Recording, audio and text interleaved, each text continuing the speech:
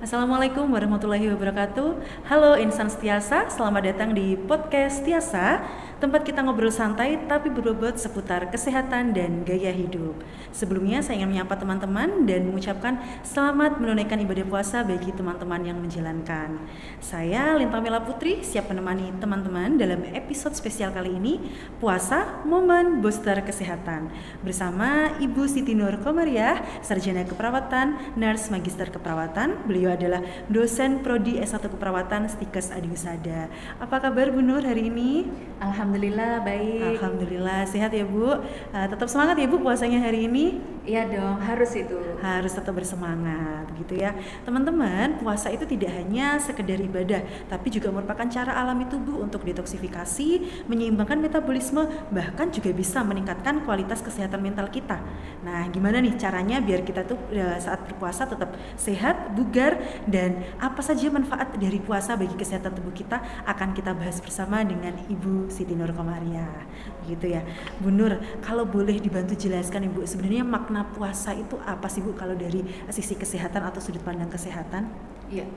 Makna puasa sendiri pada dasarnya dia menahan makan dan minum ya. Kemudian makna puasa bagi kesehatan itu mengistirahatkan organ pencernaan kita yang selama ini selalu bekerja pada tubuh, sehingga mengoptimalkan organ pencernaan kita dengan beristirahat.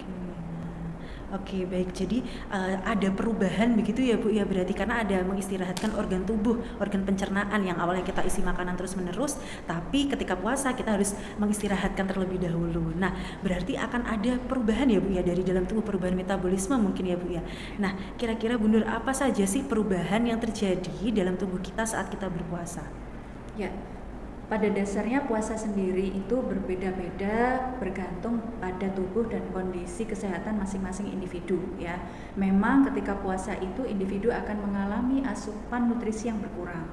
Kadang juga terjadi dehidrasi, kelemahan ataupun kelelahan.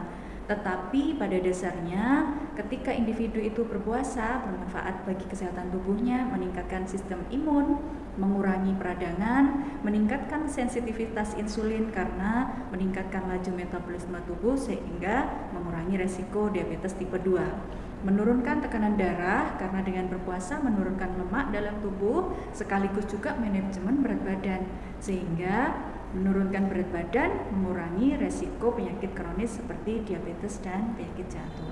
Oke, baik. Jadi manfaatnya dari puasa sudah disampaikan oleh Ibu Siti Nur Komariah tadi ya teman-teman. Jadi di sini puasa itu ternyata bisa menekan glukosa dalam tubuh ya Bu ya. Lalu juga bisa sebagai manajemen berat badan, menurunkan obesitas dan risiko penyakit jantung seperti itu. Nah, Bu Nur, kalau yang dijelaskan Bu Nur tadi kan berarti kan manfaat secara fisik gitu ya bagi tubuh terkait dengan puasa ini tadi. Nah, ada tuh tidak sih Bu kalau manfaat dari segi psikologis atau dari sisi non fisik Bu puasa ini? Ya, jadi ketika puasa itu bermanfaat juga bagi psikologis dalam hal kendali diri. Ya, jadi ketika seseorang itu mengendalikan diri, maka otak akan diaktifkan pada bagian tertentu yang berhubungan dengan pengambilan keputusan.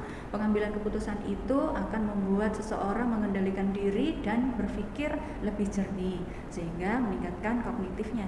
Oke, baik. Jadi puasa itu ternyata selain memiliki manfaat kesehatan bagi fisik tubuh atau tubuh kita, ternyata juga memiliki manfaat bagi non fisik atau kesehatan mental atau kondisi psikologis ya Bu ya. Jadi tadi seperti yang disampaikan Bu Nur, bisa meningkatkan kendali diri dan juga bisa meningkatkan kemampuan untuk berpikir lebih jernih begitu. Mungkin bisa sedikit diberikan penjelasan Bu bagaimana proses ini tadi Bu. Kok bisa nih puasa itu bisa meningkatkan kendali diri dan menyebabkan kita itu berpikir semakin jernih? Ya, jadi ketika orang berpuasa, ya kendali dirinya dia akan mengaktifkan otak tertentu berkaitan dengan pengambilan keputusan. Pengambilan keputusan tadi akan meningkatkan komitmen, konsistensi diri untuk mempertahankan kesehatannya dia. Nah, kesehatan tadi dalam jangka panjang sangat bermakna. Oke, begitu ya Bu ya. Jadi puasa itu ternyata selain memberikan manfaat bagi fisik, tapi juga memberikan manfaat bagi kondisi kesehatan mental, khususnya bagi saat pengambilan keputusan. Karena kita mungkin berada pada kondisi yang istilahnya itu adalah lebih netral, begitu ya Bu ya. Kondisi yang kita itu lebih tenang dan sebagainya. Nah Bu, kalau boleh dijelaskan lagi nih Bu, tadi kan Bu Nur menyebutkan bahwa puasa itu juga memiliki manfaat secara fisik untuk menurunkan kondisi gula darah secara fisik ya Bu ya. Nah berarti akan ada kondisi-kondisi tertentu pada orang-orang dengan kondisi kesehatan tertentu saat menjalani puasa. Nah ini saya tertarik nih Bu terkait dengan manajemen diri bagi penderita diabetes saat puasa. Mungkin bisa dibantu jelaskan Bu bagaimana sih manajemen diri penderita diabetes saat berpuasa? Ya, jadi memang ketika berpuasa seperti yang sudah saya sampaikan tadi itu bergantung pada kondisi kesehatan tubuh. Nah, ini berbeda pada individu yang sedang mengalami diabetes mellitus. Maka ketika DM juga tetap bisa berpuasa dengan cara meningkatkan dan tetap mempertahankan kesehatan tubuh, mengonsumsi obat, hanya merubah minum waktu obat untuk minum. Oke, konsumsi waktu konsumsinya ya Bu ya yang dirubah ya, waktu mengkonsumsi obat. Nah, waktunya seperti apa Bu yang disarankan ini Bu untuk penderita diabetes? Ya, jadi sebelum berpuasa itu memang tidak disarankan untuk minum obat diabetes. Karena apa? Ketika setelah makan sahur kemudian dia minum obat akan berefek pada saat berpuasa, gula darah akan semakin turun.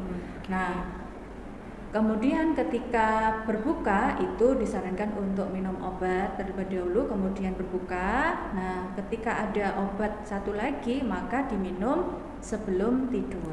Jadi tidak disarankan untuk minum obat setelah makan sahur. Oke, begitu ya Bu ya. Jadi kalau bagi penderita diabetes, manajemen minum obat yang diatur adalah waktu untuk minum obatnya ya Bu ya, yaitu disarankan setelah berbuka puasa dan sebelum tidur, dan tidak disarankan setelah sahur karena mungkin bisa menyebabkan hipoglikemi ya Bu ya sebutannya kalau di kesehatan ya Bu ya. Baik. Nah Bu, kalau kita tahu nih teman-teman mungkin banyak para remaja itu salah satu penyakit yang diderita itu adalah GERD atau MAH Bu.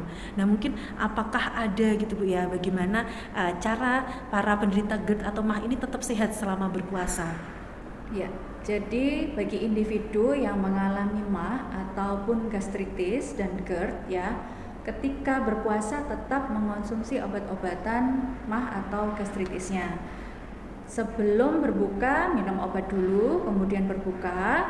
Nah, ketika setelah sahur maka juga tetap dianjurkan minum obat sebagai menjaga lambungnya supaya tetap terjaga selama berpuasa. Oke, baik. Memproteksi lambung supaya tetap berproteksi selama berpuasa. Oke, baik. Jadi tetap sesuai dengan anjuran dokter tetap mengkonsumsi obat begitu ya Bu ya, saat setelah berbuka puasa dan setelah sahur gitu. Jadi bagi teman-teman yang mungkin di sini punya GERD atau MAH dan sebagainya jangan khawatir, tetap bisa berpuasa namun juga tetap harus mengikuti anjuran dari dokter begitu ya Bu ya.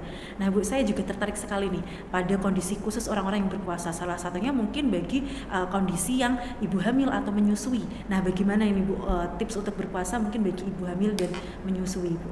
Jadi memang berpuasa itu adalah bentuk ibadah ya, tetapi ketika pada orang-orang dengan kondisi tertentu seperti ibu hamil, ibu menyusui ataupun anak-anak yang masih kecil, ketika berpuasa itu malah membuat kondisi kesehatannya semakin menurun, maka tidak disarankan untuk berpuasa. Begitu. Ya, jadi tidak berpuasa terlebih dulu, kemudian bisa digantikan kepada saat hari lainnya. Oke, Ya, baik. ya. Jadi kalau puasa malah membuat dia semakin menurun kondisi kesehatannya, maka puasa tidak lagi menjadi ibadah.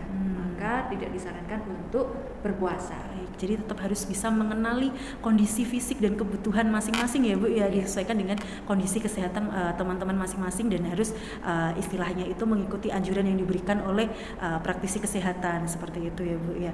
Nah Bu, kalau boleh dijelaskan lagi nih Bu, kalau kita tahu ya puasa itu kan selama 1 bulan penuh, pasti polanya ini sudah terbentuk dengan selama 1 bulan ini pola makan kita, pola kendali diri kita itu pasti juga akan terbentuk. Nah, bagaimana nih Bu kebiasaan-kebiasaan yang bisa kita lakukan, yang harus kita bangun selama puasa sehingga nantinya itu bisa memberikan dampak jangka panjang? Bagaimana ini Bu? Kebiasaan baik yang ada selama puasa itu bisa memberikan dampak jangka panjang bagi kesehatan kita. Ya, jadi mungkin beberapa tips dan trik puasa sehat yang bisa dilakukan. Yang pertama yaitu selalu makan sahur dengan menu yang bergizi dan seimbang. Jadi tidak hanya tinggi kalori tetapi juga tinggi protein, vitamin, dan mineral. Kemudian memperbanyak minum air putih itu minimal 2 gelas kecil sehari saat sahur supaya terhindar dari dehidrasi selama berpuasa, itu minimal ya.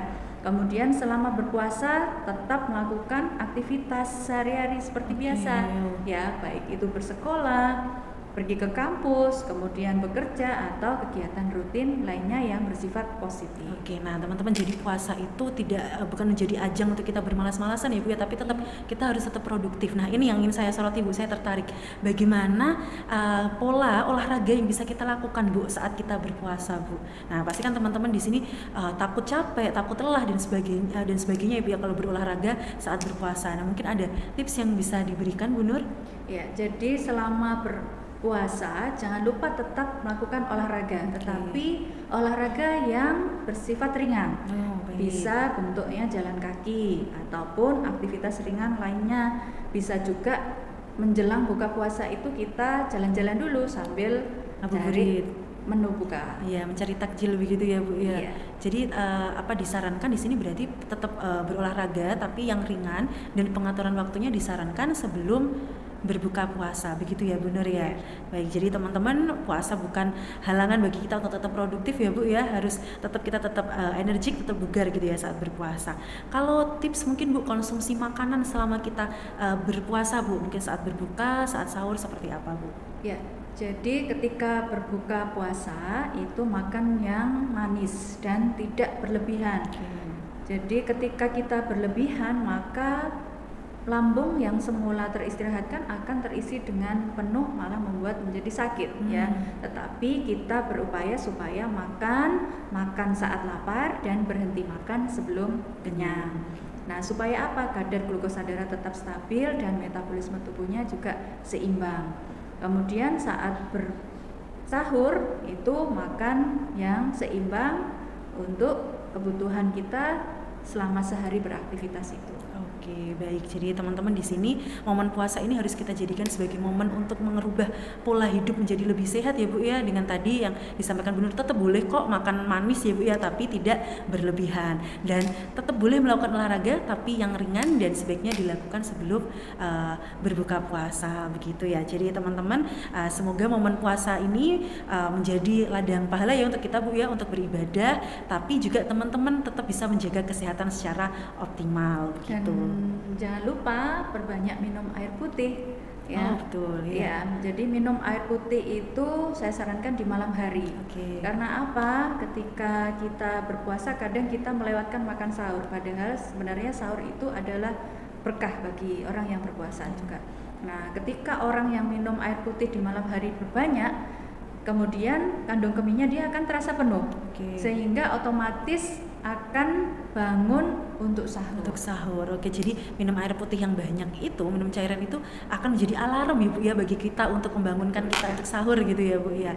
Baik, terima kasih Bu Nur tips-tipsnya. Ini pasti tips-tipsnya bisa teman-teman jalankan ya Bu ya selama puasa Ramadan ini. Nah, teman-teman, itu tadi yang sudah kita bahas bersama terkait dengan momen puasa sebagai momen booster kesehatan. Nah, di sini teman-teman bagi yang tertarik untuk mendalami lebih lanjut di bidang kesehatan maupun keperawatan maupun administrasi rumah sakit, teman-teman bisa kunjungi profil Stikas Adiwisada di IG @stikasadiwisada.